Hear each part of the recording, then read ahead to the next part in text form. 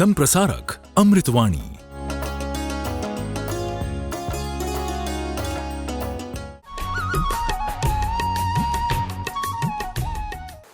पन्नगे च सुरेन्द्रे च कौशिके पाद संस्पृशि निर्विशेष मनस्काय श्री वीरस्वामिने नमः। आर्हत वाङ्मय में कहा गया है, जहाँ लाहो तहाँ लोहो, लाहा लोहो पवड्ढई, दो मास कयम कज्जम कोडी एविन निठ्ठियम। प्राणी के भीतर अनेक वृत्तियां होती हैं, सद्वृत्तियां भी होती हैं तो दुर्वृत्तियां भी अपना अस्तित्व रखती हैं। छोड़ दें वीतराग जैसी आत्माओं को, और वीतराग आत्माओं में भी उपशांत मोह वीतराग में भी भीतर में दुर्वृत्ति, कसाय वृत्ति दबी हुई विद्यमान रहती है। क्षीण मोह वीतराग हो गया, फिर वहां से लेकर फिर कभी भी दुर्वृत्ति को पैदा होने का और रहने का अवसर ही प्राप्त नहीं हो सकता। तो सामान्य प्राणियों में दुर्वृत्तियां होती हैं और सद्वृत्तियों का भी अस्तित्व किसी रूप में माना जा सकता है, क्योंकि ज्ञानावरणीय क्रम का कुछ क्षयोपशम हर जीव में, हर सामान्य जीव में मिलेगा ही मिलेगा। मोहनीय क्रम का भी किंचित क्षयोपशम तो कम से कम हर जीव में मिलेगा। एकेंद्रीय प्राणी हैं, उनमें भी ज्ञानावरणीय क्रम का क्षयोपशम कुछ तो जरूर होता है, और वह किंचित जो क्षयोपशम है वह भी अगर नष्ट हो जाए तो जीवो अजीवत्तरम लभ्य, जीव अजीवता को प्राप्त हो जाए। अक्षर का अनंतवां भाग जितना वो चेतना का जो अस्तित्व है वो प्रकाशित रहता है, उद्घाटित रहता है, अगर सो भी वह भी अगर आवृत हो जाए तो जीव अजीवता को प्राप्त हो जाए। इसी प्रकार मोहनीय क्रम का भी कुछ कुछ क्षयोपशम तो एकेंद्रीय प्राणियों में भी उपलब्ध हो सकता है। तो यह इस रूप में सद्वृत्ति भी हर प्राणी में प्राप्त हो जाती है। दुर्वृत्तियों में या कसाय वृत्तियों में एक है लोभ। लोभ ऐसी वृत्ति है, सब दुर्वृत्तियों में लास्ट में जाने वाली है। 10वें गुणस्थान तक सूक्ष्म संप्राय, सूक्ष्म लोभ विद्यमान रहता है। गुस्सा नहीं रहा, मान नहीं रहा, माया नहीं रही, फिर भी लोभ तो किंचित रूप में, सूक्ष्म रूप में 10वें गुणस्थान तक रह जाता है। 9वें गुणस्थान में ही और चीजें चली जाती हैं, पर लोभ 10वें गुणस्थान तक रहता है। यानी लोभ की वृत्ति सबसे बाद में जाने वाली होती है, जो अध्यात्म के साधक हैं उनकी भी। लोभ को पाप का बाप कहा जाता है, कहा गया है। अनेक अपराध आदमी लोभ के कारण करता है। आकांक्षा, तृष्णा, लालसा, लोभ, चाह, यह जो परिवार है इसके कारण आदमी हिंसा में जा सकता है, मृषावाद का प्रयोग कर लेता है, आतंकवाद में भी जा सकता है। तो लोभ अनेक पापों का जनक है। अब लोभ पर कंट्रोल किया जाए और उसका उपाय है संतोषेण। जो ये प्रतिपक्ष भावनातः की बात है, प्रतिपक्ष भावनातः है। पातंजलि योग दर्शन में अनेक सूत्र मिलते हैं। प्रतिपक्ष भावना का अभ्यास करने से वो पक्ष की भावना को कमजोर किया जा सकता है या यथासंभव या कमजोर पड़ सकती है। जैसे गुस्से को कमजोर करने के लिए प्रतिपक्ष उपशम क्षमा का अभ्यास करें तो उसका असर यह हो सकेगा गुस्सा कम हो जाए। मार्दव का अभ्यास करें तो अहंकार पर चोट लग सकेगी। ऋजुता की अनुप्रेक्षा करें, अभ्यास करें, माया क्षतिग्रस्त हो सकेगी। और संतोष की अनुप्रेक्षा अभ्यास करें, लोभ दुर्बलता को प्राप्त हो सकेगा। ये लोभ की जो चेतना है वो आज नहीं, वो तो हर प्राणी में वैसे रही है। संसारी जो 10वें गुणस्थान तक के प्राणी हैं सब में रहती है। और लोभ के प्रकट होने के साधन संसाधन नए नए हो सकते हैं। सोशल मीडिया की बात हुई तो यह आजकल यह भी एक माध्यम साधन बन गया। आदमी की आकांक्षा को प्रकट होने का एक निमित्त यह भी बन सकता है। जो जो आदमी देखता है, जानता है, मन में आकर्षण और वह पाने का एक भाव पुष्ट हो सकता है। सोशल मीडिया है तो इसके अपने सुपरिणाम भी हैं। और दूर बैठे बैठे जूम जैसे माध्यमों से मीटिंग हो जाती है, बातचीत हो जाती है। दुष्परिणाम भी हैं और गृहस्थों के लिए औरों के जो भी सुपरिणाम भी हो सकते हैं। आज हम देखें कि प्रवचन स्थल में तो कितने लोग आते होंगे, दूर बैठे बैठे लोग कितने प्रवचन आदि का लाभ प्राप्त कर लेते हैं। देश में पता नहीं कहाँ, विदेश में बैठे बैठे, पता नहीं अभी भी मैं बोल रहा हूँ, नहीं पता कहाँ बाहर बैठे बैठे लोग भी मेरी बात को सुन रहे हो सकते हैं। तो सोशल मीडिया का सुपरिणाम भी है। एक चिंतन का विषय तो यह भी कोई चिंतन करे तो बन सकता है। जब सोशल मीडिया और टीवी आदि ये उपकरण हैं तो आज तो बहुत थोड़ी व्यवस्था में भी काम हो सकता है। उदाहरण के लिए कि आज ये इतना बड़ा पंडाल है, मर्यादा महोत्सव होता है, हजारों हजारों लोग आने वाले आते हैं। इतनी व्यवस्था, इतना पंडाल बनाओ, ठहराने की व्यवस्था करो, इतना भोजनालय करो, वो करो, कार्यकर्ताओं को जुटाओ, स्वयं सेवक आओ, वो करो, बसों से लाओ करो, यातायात की व्यवस्था करो, कितनी होटलों को बुक करो, कितना कितना यह प्रबंधन का कार्य करना होता है। अभी सूरत को ही देख लें, कुछ दिनों का प्रवास है किंतु अनेक कार्यक्रम, और कार्यक्रमों में सिरमौर कार्यक्रम संभवतः अक्षय तृतीया का कार्यक्रम इस बार के सूरत के प्रवास का। तो कितने लोग आए हैं तपस्वी, कोई उनके साथ उनके संदर्भ में कितने आए होंगे, कितनी व्यवस्थाएं हैं, तो कितना करना होता है।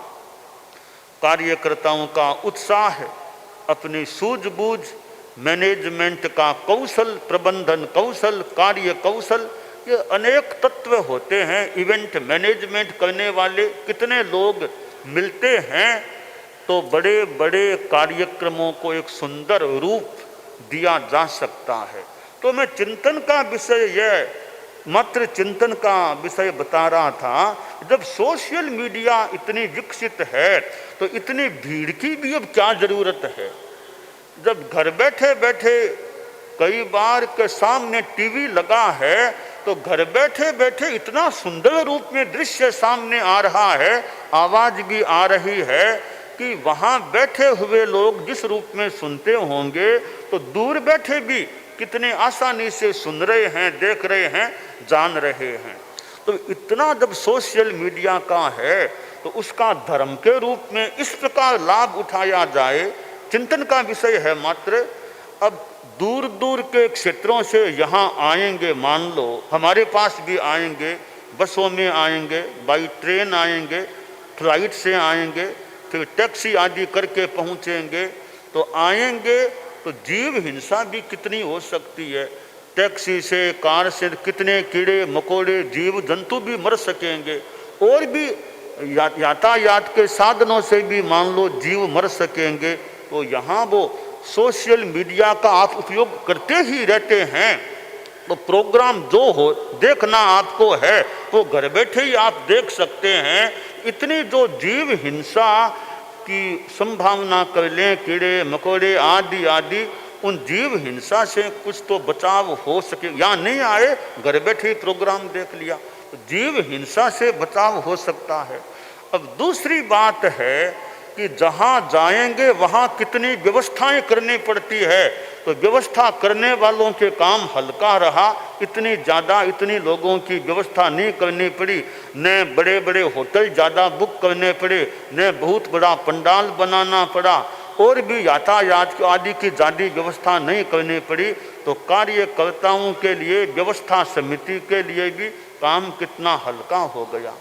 तो इस प्रकार और जो आने वाले उनको भी आर्थिक व्यय भी करना होता होगा, कहाँ कहाँ फ्लाइटों से और से, तो वो भी सहज में परिग्रह संबंधी लेन देन वो भी सारा एक कुछ कम हो सकता है। तो इस प्रकार ये सोशल मीडिया है जब इतना विकसित है तो उसके जो सुपरिणाम का पक्ष है तो उसका फायदा उठाया। अब बात करनी है, विदेश में बैठे से कई विषयों पर बात करनी है, तो विदेश जाओ, मिलो, मीटिंग करो, बात करो। राजनेताओं को, प्रधानमंत्री जी को आदि को विदेश जाकर बातें करनी है, बहुत ज़रूरी में मान लो जाना पड़े वाले, बाकी दिल्ली बैठे बैठे बात कर लो, मीटिंग कर लो, जो निर्णय करना सो कर लो। तो कितना आसानी से काम, आजकल ये प्रधानमंत्री आदि ऑनलाइन भाषण दे देते हैं उनकी, वरना प्रधानमंत्री कहीं जाएंगे, इतनी सुरक्षा की व्यवस्था, इतना करो, इतना पुलिस आओ, वो आओ, सारे टंटे खत्म। प्रधानमंत्री जी अपने कमरे में बैठे बैठे भाषण दे दें, और जहाँ प्रोग्राम हो रहा है वहाँ लाइव उनका भाषण मान लो चला गया। तो कितनी व्यवस्थाएं हल्की हो गई। तो इस प्रकार इन वर्षों में जो ये सोशल मीडिया इतना उभरा है, इतना प्रचलित हुआ है, इसका अहिंसा के संदर्भ में और यह दिग्वृत्ति, यानी जो यातायात का छठा व्रत है श्रावक का, दिग्वृत्ति, उसके रूप में उसको काम में लिया जाए, अहिंसा में काम ले लिया जाए, तो सोशल मीडिया से धर्म और अध्यात्म की साधना में भी कुछ पुष्टिकरण, कुछ सहयोग की प्राप्ति भी हो सकती है। और अब कहीं आजकल आप लोगों के पास ये साधन है, तो वरना तो बात करने के लिए उसके घर जाओ, घर जाने की जरूरत नहीं, बैठे बैठे वो जो कहना हो सो कह दो। तो कितना सुगम काम सोशल मीडिया के माध्यम से हो गया है। बच्चे हैं, अब ये भी कितना सोशल मीडिया का उपयोग करते होंगे, परंतु अब उसमें विवेक और संयम कि अनावश्यक सोशल मीडिया का प्रयोग न हो, इतना आसक्ति का क्रम न बने कि मूल काम ही छूट जाए। हालांकि साधु समुदाय पर तो हम थोड़ा कंट्रोल रखने का प्रयास करते हैं कि साधु समुदाय के प्रमाद में ये सोशल मीडिया निमित्त न बन जाए। साधु चारित्रात्मा की साधना में यह सोशल मीडिया कहीं बाधक के रूप में खड़ा न हो जाए या सहयोग न कर दे। तो साधु समुदाय को तो प्रमाद से, वो प्रमाद के अनेक प्रकार हैं, तो सोशल मीडिया भी एक प्रमाद का निमित्त बन सकता है। तो साधु समुदाय को तो बहुत अपना विवेक रखना चाहिए, संयम रखना चाहिए कि हमारी साधना में ये सोशल मीडिया कहीं बाधक न बन जाए। तो ये विवेचन की बात होती है किस चीज़ का, यानी दोनों पक्ष हो सकते हैं। एक चीज का प्लस पॉइंट भी हो सकता है तो माइनस पॉइंट भी हो सकता है। प्लस और माइनस यह कंसेप्ट दिमाग में साफ रहे कि कितना उपयोग करना तो अपेक्षित है और कितना अनावश्यक है। तो अनावश्यक उपयोग इन चीज़ों का न किया जाए और बाकी गृहस्थों के संसार में इसका अहिंसा और संयम को बढ़ाने में ये अगर निमित्त बने कि भी यात्रा कम हो गई और जीव हिंसा से भी बचाव हो रहा है, इस रूप में सोशल मीडिया काम लिया जाता है तो सहज में अध्यात्म संयम अहिंसा की दिशा में भी एक सहयोग मिल सकता है सोशल मीडिया का। और लक्ष्य पूर्वक हिंसा से बचने के लिए, असंयम को घटाने के लिए, दिग्वृत्ति यातायात वृत्ति करने के लिए अगर सोशल मीडिया का उपयोग किया जाए तो यह लाभ का जो पक्ष है वह भी अपने आप में एक विचारणीय बन जाता है। तो जब मैं ये जो व्यवस्थाओं के बाद मर्यादा महोत्सव होता है, इतनी भीड़ या इतनी व्यवस्थाएं करनी हो, तो यह सोशल मीडिया का उपयोग अगर लोग करते ही हैं फिर इतनी भीड़ एक साथ होने की जरूरत क्या रही, क्यों रही? तो जीव हिंसा भी कम हो जाए, संयम भी हो जाए, तो ये यातायात का इतना समय भी न लगाना पड़े, कितने कितने घंटे यात्रा में लगते हैं वो समय भी बच सकता है। तो जहाँ जरूरी है वहाँ तो साक्षात मिलन भी आवश्यक हो सकता है, उपयोगी हो सकता है। जहाँ जरूरी नहीं, दूर बैठे ये काम हो रहा है तो साक्षात मिलन के लिए इतना समय, श्रम और शक्ति का व्यय क्यों करना चाहिए? ये एकमात्र विचार और चिंतन का विषय प्रस्तुत किया गया है। तो जो शास्त्रकार ने कहा, जहाँ लाहो तहाँ लोहो, जैसे लाभ होता है वैसे वैसे लोभ बढ़ता है। निमित्त लाभ के निमित्त से लोभ बढ़ सकता है। अब यहाँ आदमी यह सोचे कि मुझे पदार्थ चाहिए, जीवन चलाने के लिए जितनी आवश्यकता है उससे ज़्यादा, जितना आवश्यक है संग्रह करना, उससे ज़्यादा मैं संग्रह न करूं।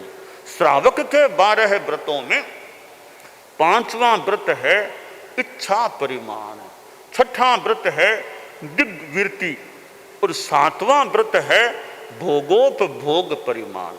अब इन तीनों के संदर्भ में हम देखें कि इच्छा परिमाण, इच्छाओं का परिसीमन करें। इतने से ज़्यादा परिग्रह मैं अपने स्वामित्व में क्यों रखूं? आचार्य तुलसी दो विसर्जन की बात भी कि इतना परिग्रह है, परिग्रह का मैं त्याग करूं।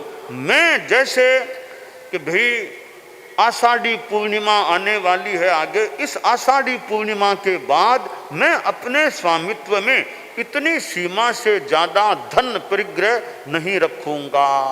अब जो ज़्यादा है अगर उसको मैं हटाऊं वो मेरे पास न रहे, आषाढ़ी पूर्णिमा तक वो हट जाए, तो यह एक प्रकार का त्याग हो गया। तो परिग्रह को इस प्रकार कम करने का प्रयास किया जा सकता है। अब यह दिग्वृत्ति की बात है। अब यात्रा की भी सीमा, अब इतने वाहनों से कि विदेश जाना तो फ्लाइट का उपयोग करना पड़ सकता है। वो कभी मेरी इतनी यात्रा, इससे ज़्यादा मुझे यात्रा नहीं करना, इतना ऊंचा नीचा, इतनी बार से ज़्यादा एक साल में इतनी बार से ज़्यादा फ्लाइट का उपयोग नहीं करूँगा, इतनी बार से ज़्यादा ट्रेन का उपयोग नहीं करना। जैसे आज है, आज मैं विशेष कोई अति आवश्यकता के सिवाय वाहन का उपयोग नहीं करूँगा। ऐसे जो संयम है दिग्वृत्ति के रूप में, कम से कम वाहनों का, रात में कार आदि से ज़्यादा यात्रा नहीं करूँगा, जितना संभव हो सके। यो दिग्वृत्ति यानी एक यातायात का संयम भी करने से एक साधना की पुष्टि हो सकती है। अब लोभ लाभ के संदर्भ में भोगोपभोग 7वां व्रत है कि पदार्थों के भोग की भी सीमा, इतने द्रव्यों से ज़्यादा नहीं खाऊंगा, इतने कपड़ों से ज़्यादा इस साल में खरीदूंगा नहीं। जो ये उपकरणों के संदर्भ में भी संयम की साधना की, पदार्थ दुनिया में बहुत हो सकते हैं वो सारे पदार्थ मेरे लिए नहीं है, तो मैं अपनी आत्मा के लिए अपना संयम रखूं, मुझे पदार्थों का इस सीमा से ज़्यादा उपयोग नहीं करना है। तो ये जो श्रावक के व्रत हैं, यूँ तो 12 ही व्रत हैं, व्रत में इस प्रसंग में ये इच्छा परिमाण दिग्वृत्ति भोगोपभोग वृत्ति, इन तीनों को वर्तमान के संसाधनों या चीज़ों, ऐसे कई चीज़ें तो पहले भी थी, आज कई नई चीज़ें हो सकती है, इन उपकरणों साधनों पदार्थों के संदर्भ में और यातायात के संदर्भ में श्रावक गृहस्थ अपना संयम करे कि इच्छाओं का परिसीमन, परिग्रह का परिसीमन, यातायात की सीमा और आगे भोगोपभोग, दैनंदिन जीवन में पदार्थों के भोग उपभोग की सीमा। तो लाभ है, मेरे गृहस्थ के पास बहुत पदार्थ है, घर में है, मैं व्यक्तिगत रूप में इनका इस सीमा से ज़्यादा उपयोग नहीं करूँगा।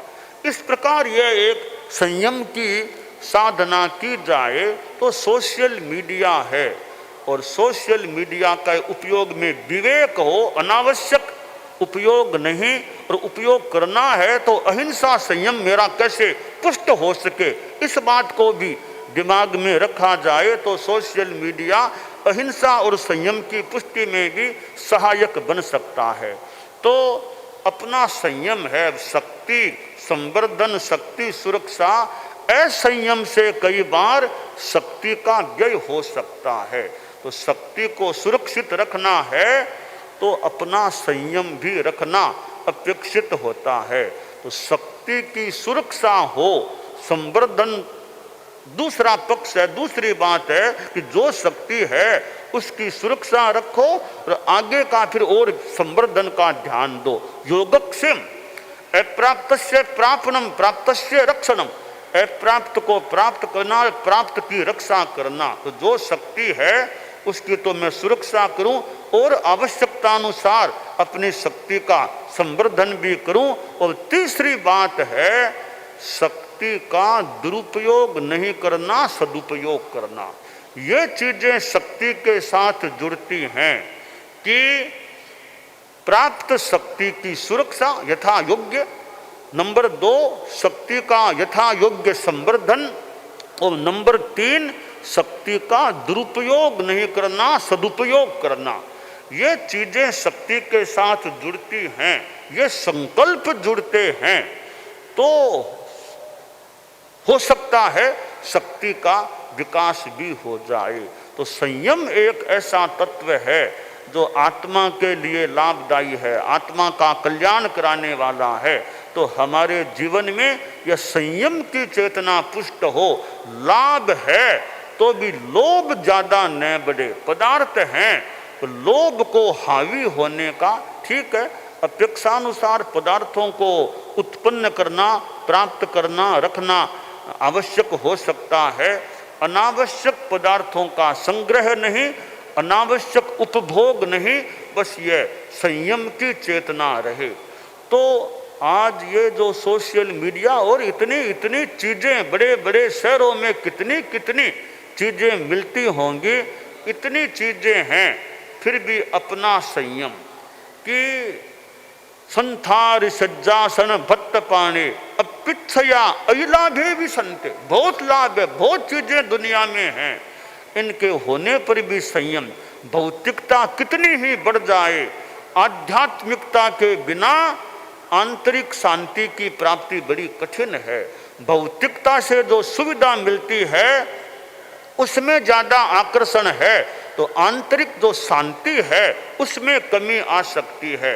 हमें भीतरी सुख पाना है तो भौतिकता का उपयोग करने में विवेक और संयम रखना अपेक्षित है। भौतिकता इतनी हावी न हो जाए कि आध्यात्मिकता मानो दब जाए। आज इस भौतिकता के माहौल में, सोशल मीडिया के माहौल में, और यह बाल पीढ़ी जो है और भी लोग हैं, इस आध्यात्मिकता के माहौल में, भौतिकता की चकाचौंध में, बड़े बड़े शहरों में जो भौतिकता की चकाचौंध की बात, वहाँ आध्यात्मिकता भी एक पुष्ट रहे आदमी के जीवन में मूल तत्व आध्यात्मिकता है, कल्याण आध्यात्मिकता से होगा। तो भौतिकता का उपयोग भी हम आध्यात्मिकता को पुष्ट करने का ध्यान दें। जो खासकर गृहस्थ लोग हैं कि भौतिकता भी आध्यात्मिकता के पोषण में सहायक बने, यह बड़ी एक विवेक और कला की बात हो सकती है। तो लाभ होने पर भी लोभ को अवांछनीय रूप में बढ़ने का मौका न मिले, ऐसा हमें प्रयास करना चाहिए। दानान शिष्ठम अभय पयाणम सच्चे सुया अणवज्जं वयंती तवे सुया उत्तम बंभचेरम लोगुत्तमे समणेनाय पुत्ते। संप्रसारक अमृतवाणी।